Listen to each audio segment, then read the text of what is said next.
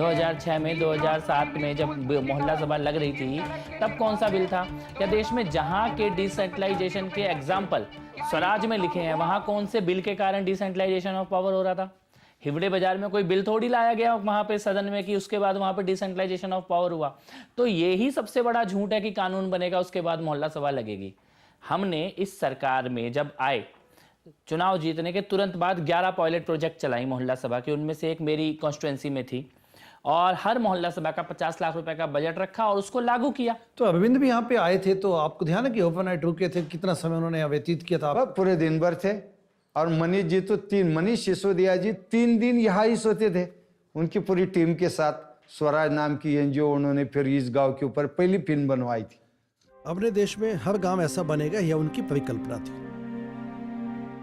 मोहल्ला सभा या ग्राम स्वराज के नाम पर स्वराज बिल अभी तक लागू नहीं हुआ। उसका भी मुझे इतनी उसके बारे में कोई जानकारी नहीं है। जी जी जी। थोड़ा राजनीति से दूर हो करके है। गांधी जी की प्रेरणा तो सब लेके, लेकिन गांधी का स्वराज नहीं बन आया। सही है, वैसा ही खाली प्रेरणा लेके नहीं चलेगा।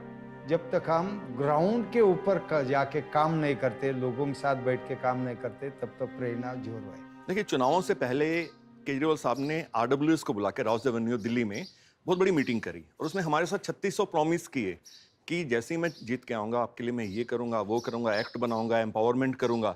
और जैसे ही जीत के आए वो आरडब्ल्यूए कंसेप्ट उन्होंने उठा के साइड पे कर दिया और उसके बदले में वो मोहल्ला सभा उठा के ले आए। तो हमें तो पहले स्टेप में ये लगा कि हमारे साथ धोखा हो रहा है। जब आपने प्रॉमिस आरडब्ल्यूएस के नाम पे की है तो मोहल्ला सभा लाने का क्या मतलब है? और जो मोहल्ला सभा बनाने की भी इन्होंने कोशिश की, उसमें भी सिर्फ जो इनके अपने पार्टी के वर्कर्स थे उन लोगों को बीच में इन्वॉल्व किया, और जो आरडब्ल्यूएस जो जिन्हें आरडब्ल्यूएस सालों से दिल्ली में काम कर रही हैं उनको हटा के साइड में कर दिया। तो right from the day one we started opposing it. हमें तो पसंद ही नहीं आया कंसेप्ट ये वाला। वैसे भी आरडब्ल्यूए इज इक्विवेलेंट टू मोहल्ला सभा ना? बिल्कुल, जब रजिस्टर्ड बॉडीज हैं और सालों से हम लोग काम कर रहे हैं और सोशल इश्यूज, सिविक इश्यूज पे कर रहे हैं, and we are absolutely apolitical. कोई पॉलिटिक्स तो हम कर ही नहीं रहे किसी भी तरह की। हम किसी नेता की चाटोकारिता नहीं करते, किसी के पैर नहीं छूते जाके। जो आप सही करते हो उसकी तारीफ हम नहीं करते क्योंकि आपकी ड्यूटी है वो करना, लेकिन जो आप गलत कर रहे हो उस पर हम ऑब्जेक्शन लगाते। अरविंद अक्सर कहते थे कि हम तो मोहल्ला सभा करके लोगों से राय पूछेंगे। अब दिल्ली विधानसभा में उन्होंने बोला कि मैं दिल्ली का मालिक हूँ। ये बराबर नहीं, ठीक नहीं। मालिक कोई नहीं, इधर सब सेवक है, कोई मालिक नहीं। और मालिक में दिमाग में अगर बैठ गया तो फिर गड़बड़ हो जाता है। जैसे मैं अभी, मेरी उम्र हो गई 81 ईयर, मैं सेवक बनकर काम कर रहा हूँ। मैं कभी पंचायत का मेंबर नहीं बना, मैं कभी सरपंच बना नहीं। लोगों ने इतना आग्रह किया एमएलए के लिए, एमपी के लिए, मैं बोला ये मुझे नहीं चाहिए। आज का जो मेरा आनंद है वो नहीं रहेगा। कल मैं मंत्री भी बन जाऊँ तो आज का जो आनंद है वो नहीं रहेगा, इसलिए मैं सबसे दूर। हम लोगों ने जनता से एक वादा किया था कि हम शीला दीक्षित के भ्रष्टाचार को खोलेंगे और शीला दीक्षित को पकड़ लेंगे, शीला दीक्षित को जेल में डालेंगे।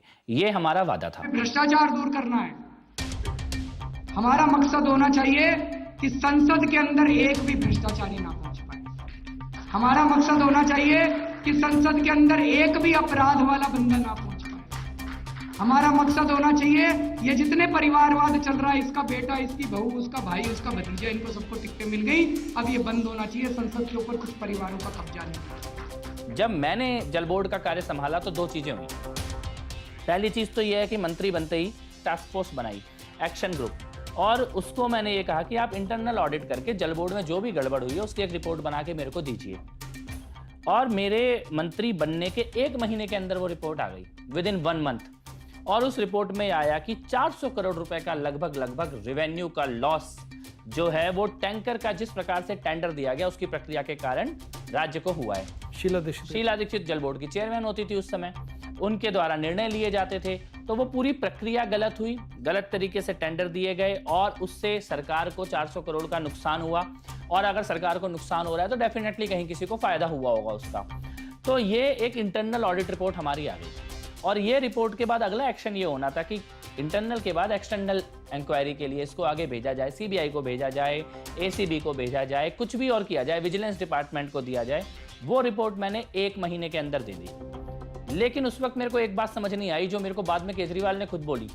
जब मैंने उन्हें ये रिपोर्ट दी तो उन्होंने कहा कि क्या तुम्हें लगता है तुम ही सबसे ज़्यादा समझदार हो, तुम ही जांच करा सकते थे, और डिपार्टमेंट में अगर इंक्वायरी नहीं हो रही है तो तुमको क्या जल्दी हो रही थी जांच कराने की, ये क्या मुसीबत मेरे ऊपर लाकर रख दी है। और सेम डे अगर आप सीक्वेंस ऑफ द इवेंट्स देखें, जिस दिन मैंने रिपोर्ट दी है, रिपोर्ट देते हुए मेरे को ये लगा कि 400 करोड़ का स्कैम है और शीला दीक्षित के खिलाफ है, बड़े बड़े अधिकारियों के नाम है। मैंने लेटर में लिखा अरविंद केजरीवाल को कि ये बहुत बड़ा घोटाला है जिसकी रिपोर्ट मैं आपको दे रहा हूँ, और मुझे ऐसा लगता है कि इसके बाद सरकार के ऊपर या मेरे ऊपर भी खतरा हो सकता है। ये मैंने लिख कर दिया और मुख्यमंत्री को दिया, लेकिन उस वक्त मुझे ये नहीं पता था कि खतरा कहीं बाहर से नहीं आएगा, खतरा तो यहीं से आएगा जिसको मैं ये रिपोर्ट और ये लेटर दे रहा हूँ। और उसी दिन रात को सबसे पहला काम ये किया गया कि मेरा मंत्रालय ले लिया गया।